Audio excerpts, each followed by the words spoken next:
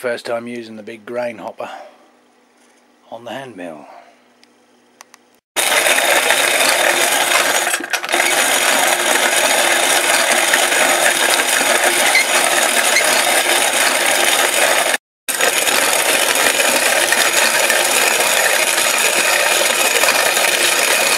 Well, D-Day or M-Day or S-Day, Smash Day. Finally, after many already hassles to get today started, we're waiting for an email to go and pick some stuff up that I bought on eBay, and they haven't got back to me, so I could wait no longer. As you've seen from the other cut, the hand grinding mill works. Not quite as well as I was hoping. There is a little casting discrepancy on the grinding plate, which does mean there's a little bit of grain that gets through every rotation, as the plate's not quite square or flat and round, whatever. So I've had a little bit extra grain to compensate for the unground grains, because the only other way to go around it was to tighten the plate up, which then meant the grains were getting crushed too fine. So I've just had someone else turn up to pick a lawnmower up that I gave away, so I didn't turn the HLT on because it'd boil its nuts off. I'd be in here with a room full of steam and it'd look like a sauna. So I've only just now got the HLT turned on to heat up. But the grains are crushed, so we're ready to chuck those in the mash tun and then wait to get up to temp. So another quick question, my grind.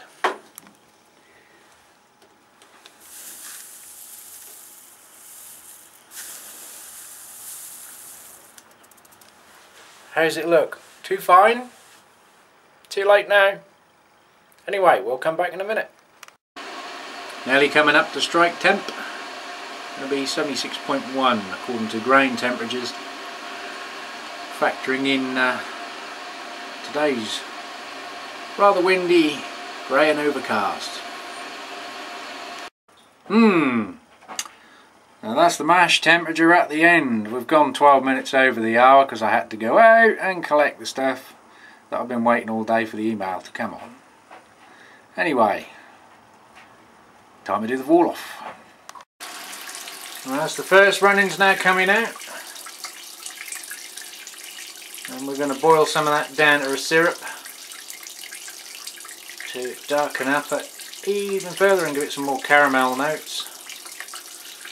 You can see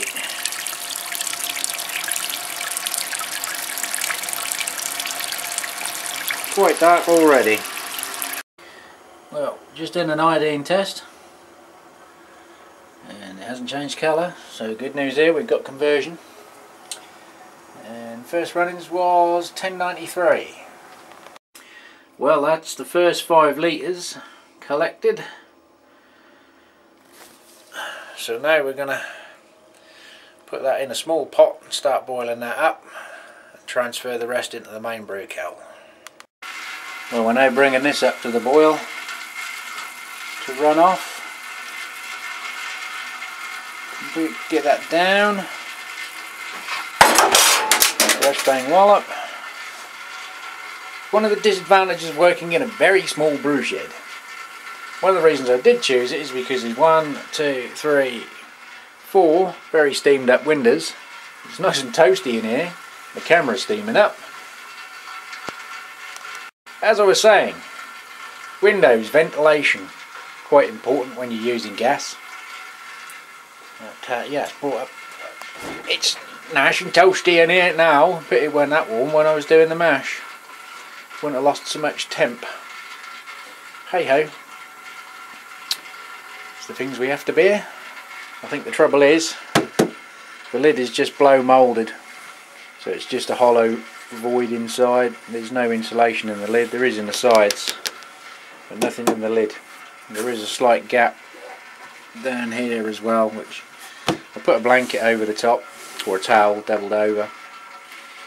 But we're just now doing the first batch sparge and giving it a 15-minute rest, and then do another boil off, run that into the brew kettle while we're boiling down the first runnings. Okay, we've got that running on to a boil. I've just turned it down a little bit because I've got a multitask here, and now do the second boil off on the batch barge, doing a 2-step batch barge. See if it makes a difference, I don't know why. What the hell.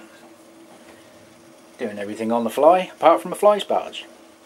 Of course, that funnel hopper thing I bought, like I said, hopefully it'd have a dual purpose. It fits over my smaller brew pot perfectly. Put the mesh screen in and filters any little particles left behind from the grain bed. So it's a thumbs up for that idea. Well, as you can see, she's reduced down about a third so far. It was up to the top rivets.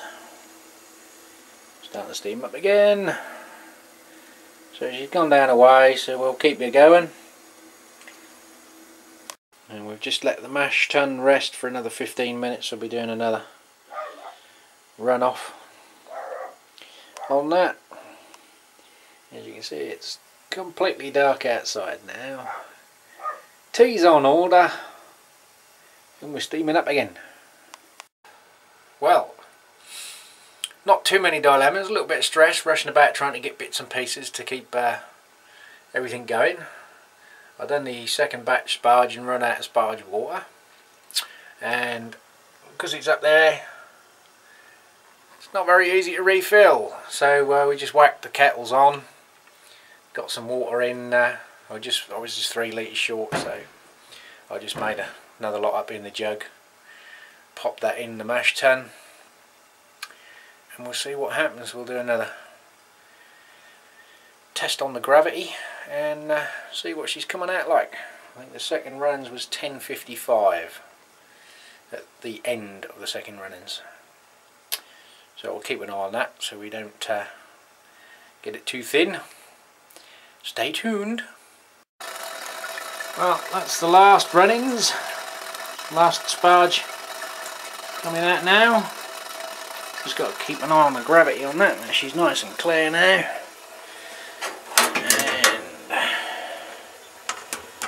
And our pot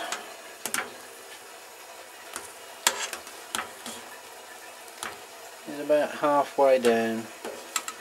You notice the difference in colour from that to that. Makes you want to pee, doesn't it? That's the last run-ins on its last leg. And look at that, it didn't even scorch the pot. It took 5 litres down to 2. So we'll see what happens when we add that to the main pot. Well, we've just reached the boil, so it's time for the first edition of hoppies. But I haven't got a tap on this one. I'm opting to keep the hops fairly loose in a large muslin bag so they can do their business, but I can still retrieve them without having loads of hop matter problems. Right, time for a homebrew. Well, like I said, time for a homebrew. Might be getting all romantic misty now.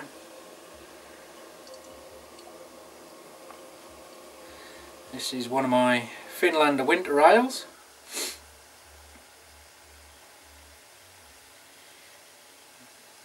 Which looked good to start with. And then this head will disappear. I'll open the door, you might still see me then.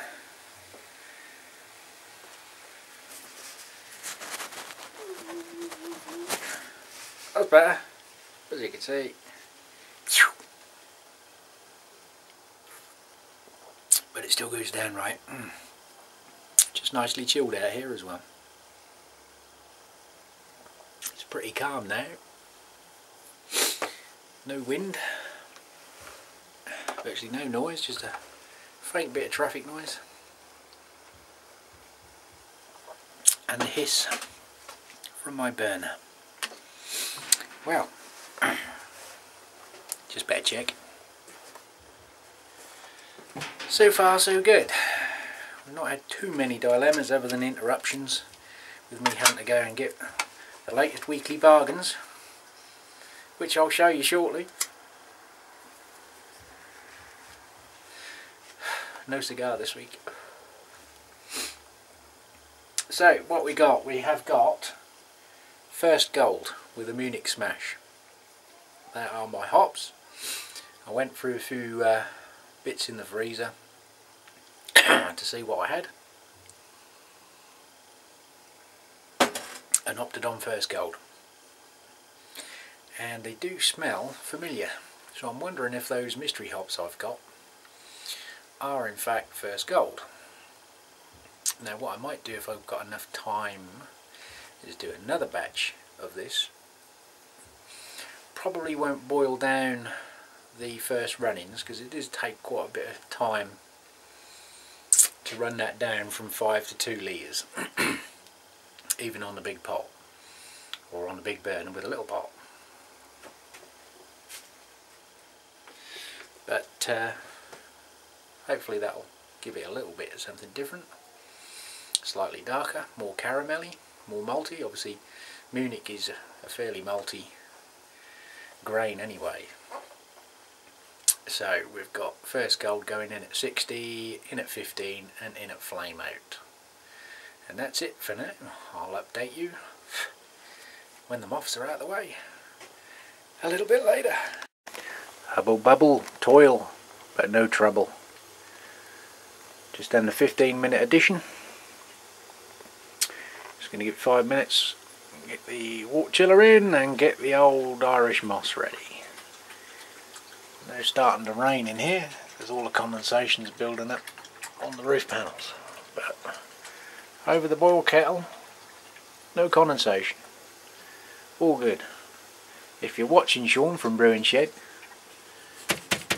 this is the stuff you need to line your shed in. It's called Vapor Barrier. It's not too dear either. Well, the mighty water chiller is in.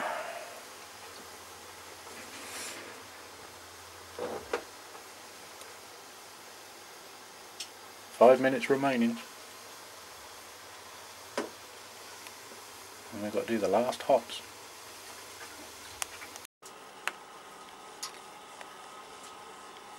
That's how well the water chiller works. I haven't got it on full bore yet. The time it's took me to rinse out 7 bottles with the hot water coming out the other end of the hose, we've dropped down 42. As you can see, going pretty good. Well, soon be there.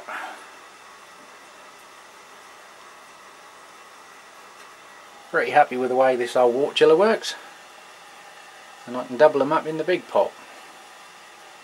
I think it's about time I started to use that one. I think cut the old teeth on this mash tun now. We know how much grain it will take. We'll get another one of these smash offs done hopefully, and then when I've got a bit more time, do a big one.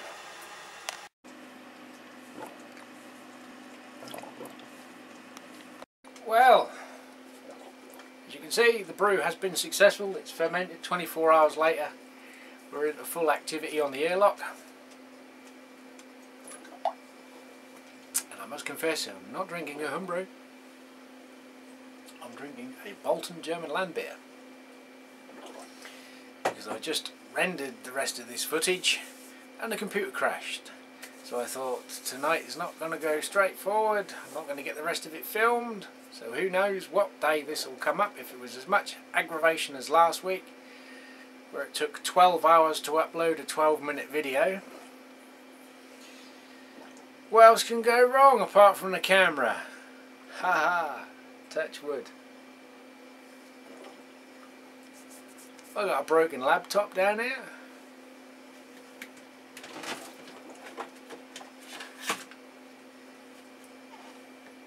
One motherfucking useless motherboard. If anyone has got a circuit diagram of a Samsung RV511, where the hell is it? You can't see. There's two little components that come off the power board. You input the AC or DC onto the board. One of them's turned into a heating element. I need to find out what it is and bodge it up with a good old fashioned one that's not surface mount. We'll find another laptop. We'll find another hard drive for the other laptop. Anyway, computers, who needs them? You know what I fix them with. What else did we get this week? Hang on. Need the cough medicine and the relaxation medicine.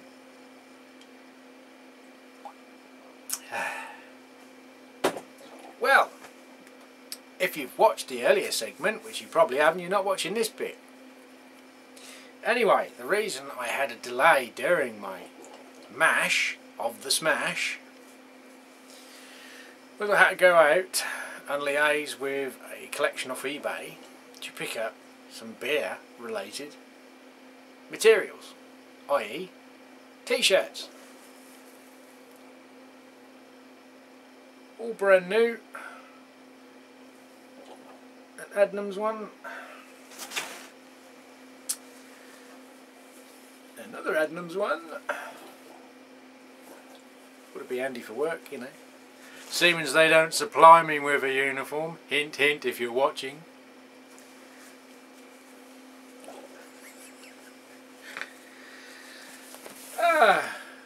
Aunt Rogerson will like this one. For anyone in Wales, person. And if you like cider, well, you might not if you drink this one, but anyway, Aspels of Suffolk. If you can see that, you can't see that. You see that? Cutting out the light by doing that. So yes, yeah, they interrupted the brewing schedule somewhat to get some clothes for work, but that's not all. I have acquired, now if I say acquired you think something else. I purchased from the internet